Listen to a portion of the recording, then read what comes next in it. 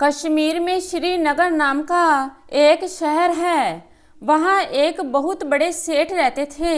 उनका केसर का व्यापार देश विदेश में फैला हुआ था। उनकी केसर की परख भी बहुत अच्छी थी, इसलिए उनकी केसर मुंह मांगे दामों पर बिकती थी। मोटा मुनाफा होने के कारण सेठ दौलत राम के पास दौलत का अंबार लग गया था। उन्हें अपनी दौलत का बेहद अभिमान था। इसे दिखाने के लिए उन्होंने अपने परिवार के लिए एक 9 महला मकान भी बनवाया था, जिसकी सुंदरता देखते ही बनती थी। जो भी देखता महलों के कशीदे पढ़ने लगता और सेठ जी फूलकर कुप्पा हो जाते। अब उन्हें लगने लगा था कि दुनिया में उनके बराबर अमीर कोई नहीं है। एक बार उनके मन में यह परखने की इच्छा हुई कि उनके सामने कोई दूसरा अमीर है या नहीं। इसे जानने के लिए उन्होंने 100 ऊँट केसर बेचने के लिए भेजी। शर्त यह थी कि सभी ऊँटों की केसर एक ही व्यक्ति को बेचनी है और भुगतान भी एक ही वर्ष के गड़े हुए सिक्कों में हो। एक ऊँट केसर की कीमत 1000 अशर्फियाँ थी। सेठ जी के कारिंदे केसर लिए हुए देश विदेश में भटके, परंतु 100 ऊँट केसर खरीदने वाला सेठ कोई भी नहीं मिला और एक ही वर्ष के सिक्कों में भुगतान तो नामुमकिन सी बात थी। इसलिए 1 साल तक दुनिया भर में भटक कर कारिंदे केसर के ऊँट लेकर वापस आ गए। अब तो सेठ जी के अभिमान का कोई अंत नहीं था। दौलत कमाने की धुन में सेठ दौलत राम को पता ही नहीं चला कि उनकी इकलौती बेटी सुलक्षणा कब बड़ी हो गई। सेठानी जी उन्हें बार बार उसके विवाह के बारे में याद दिलाती, पर उन्हें वह हमेशा बच्ची ही नजर आती।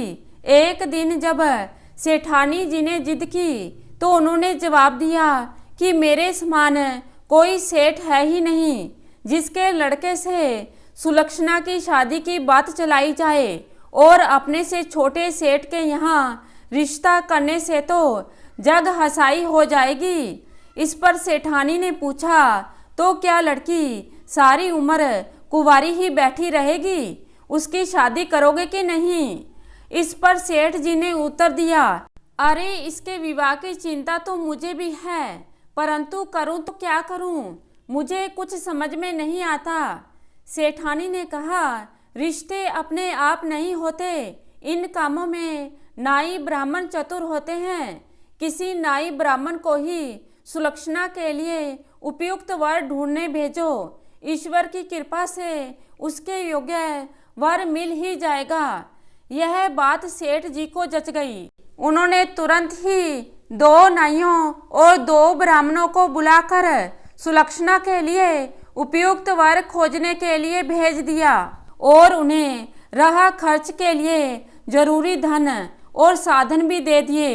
साथ ही हिदायत भी दी कि रिश्ता तय करके ही लौटना और रिश्ता ऐसे सेठ के पुत्र से करना जिसका 9 महला मकान हो और लड़का सुयोग्य हो। तिलक करके उन्हें तुरंत ही एक अच्छे मुहूर्त में विवाह के लिए बारात लाने का न्योता दे देना है, ताकि दोबारा किसी को आना जाना ना पड़े। नाई ब्राह्मण सेठ जी से आज्ञा लेकर चल पड़े। जितना सुगम काम उन्होंने सोचा था उतना था नहीं।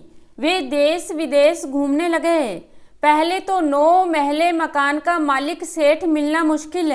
ऐसा सेठ कोई मिल भी गया तो जरूरी नहीं कि उसके यहाँ कोई पुत्र भी हो। पुत्र हुआ भी तो सुलक्षणा की आयु व्यय के अनुसार सुयोग्य भी हो, जरूरी नहीं।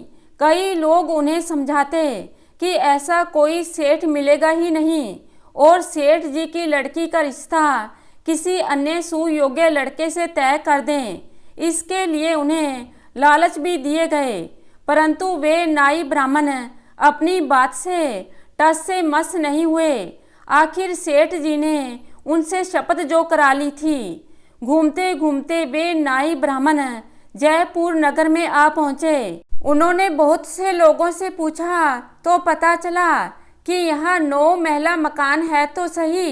उसका पता लगाकर वे वहाँ पहुँचे तो देखते क्या है कि मकान तो खंडर हुआ पड़ा है। आस पड़ोस में पता किया तो पता चला कई वर्ष पहले सेठ सेठानी की अकस्मात मृत्यु के बाद यहाँ कोई नहीं रहता।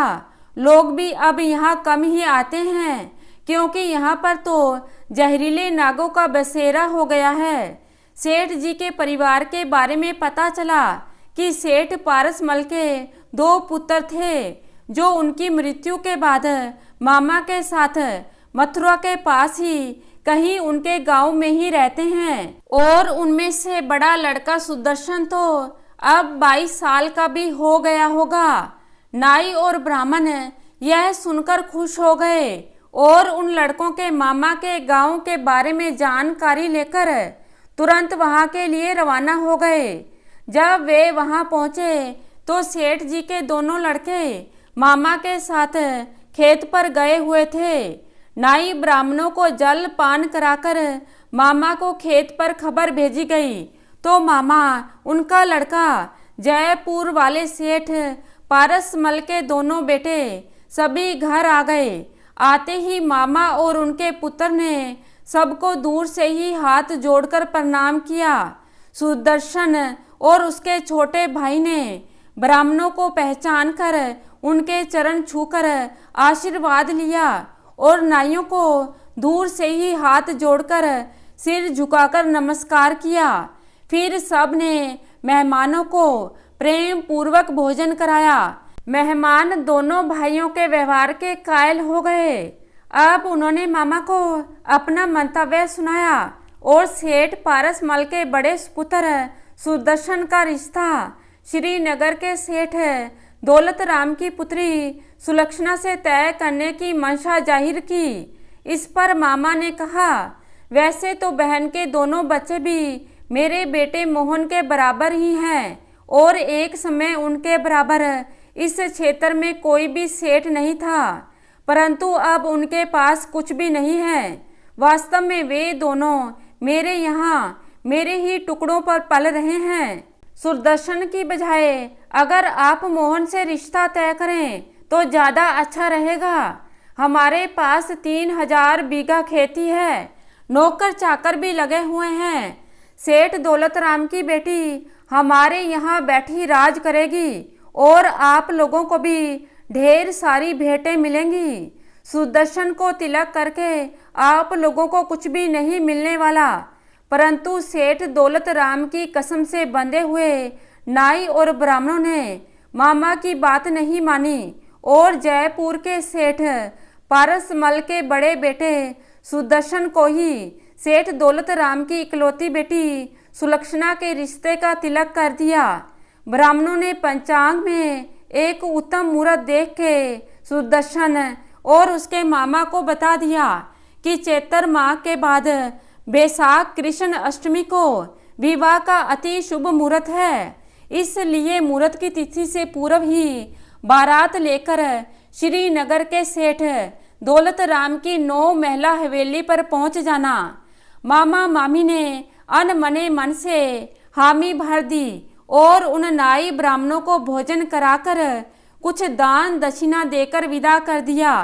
सेठ दौलत राम के भेजे हुए नाइयों और ब्राह्मणों ने आपस में तय कर लिया कि वे सेठ दौलत राम को जयपुर के सेठ पारसमल की मृत्यु और उनके बच्चों की वर्तमान दशा के बारे में कुछ भी नहीं बताएंगे, क्योंकि ऐसा करने से सेठ जी नाराज हो जाएंगे और उनमें से किसी को भी सेठ जी की ओर से मिलने वाली भेंट पूजा नहीं मिलेगी। वापस पहुंचकर उन्होंने सेठ पारसमल की 9 महला हवेली, उनके ऐश्वर्य और आव भगत का खूब बढ़ा चढ़ाकर वर्णन किया। सुदर्शन तो गुणवान था ही। सेठ दौलत राम सुनकर खुश हो गए और उन सबको दिल खोलकर दान पूजा दी। नाइयों को भी उन्होंने माला माल कर दिया। आखिर वे उनकी इकलौती बेटी की शादी तय कर आए थे और वे भी एक ऐश्वर्यवान सेठ के बेटे के साथ जयपुर के सेठ पारसमल का नाम उनके लिए अनजान नहीं था। हीरे जवाहरात के व्यापारियों से वे उनके ऐश्वर्य, उदारता और पारखी नज़र के बारे में सुनते रहते थे। भले ही विवाह की तारीख अभी 6 महीने दूर थी, पर सेठ दौलत राम ने विवाह की तैयारियां शुरू कर दी थी। सबसे पहले उन्होंने जनवासे के लिए एक बहुत बड़े भवन को ठीक कराया और उसमें बारात ठहराने की पूरी व्यवस्था कर दी। विवाह के लिए एक आलीशान मंडप भी तैयार हो गया, जिसकी शोभा इंद्र सभा से भी बढ़कर थी। विवाह मुहूर्त से 15 दिन पहले ही हलवाई आदि ने अनेक प्रकार की मिठाइयाँ और नमकीन आदि बनानी शुरू कर दी थी। आखिर 9 महला हवेली के मालिक सेठ पारसमल के बेटे की बारात आने वाली थी और इतनी बड़ी बारात के स्वागत में किसी भी चीज की कमी नहीं रहनी चाहिए थी। इधर मामा के घर कोई हलचल नहीं थी, मानो ना तो कुछ हुआ ही हो और ना ही कुछ होने वाला हो।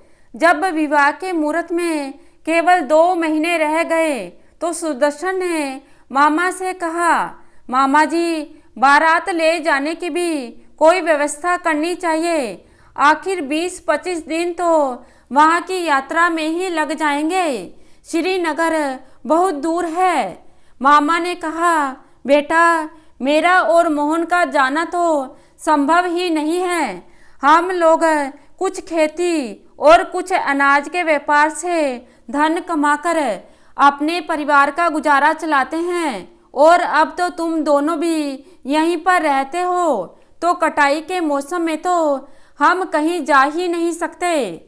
गांव में से देख लो, जो भी साथ जाना चाहे उसे अपने साथ बारात में ले जाओ। सुदर्शन समझ गया कि मामा उसके साथ बारात में नहीं जाएंगे, तो उसने गांव में कुछ लोगों से बातचीत की। परंतु यदि दूल्हे का मामा ही बारात में नहीं जा रहा तो दूसरा कौन तैयार होता। बस एक बूढ़े कोचवान ने जाने की हामी भरी और अपनी बैलगाड़ी भी बड़ई से सुधरवा कर तैयार कर ली। एक बैल उसके पास था और एक बैल मामा ने शर्म के मारे दे दिया कि नहीं तो गांव के लोग थू थू करेंगे। सारी तैयारी चलने की हो गई तो मामा ने रास्ते के लिए बैलों का चारा बैलगाड़ी में भरवा दिया। मामी ने भी अपने धर्म का निर्वाह करते हुए बहू के लिए एक साड़ी और रास्ते में उन तीनों के खान पान के लिए चना चबेना दे दिया। 3 आदमियों की छोटी सी बारात श्रीनगर के लिए चल पड़ी। अब क्या होगा जब सेठ दौलतराम के घर 3 लोगों की बारात जाएगी और उनको उनकी स्थिति के बारे में पता चलेगा, तो क्या वह अपनी बेटी का विवाह सुदर्शन से करेंगे या नहीं, या बारात वापस जाएगी। तो दोस्तों, अगला भाग देखना मत भूलिएगा। धन्यवाद।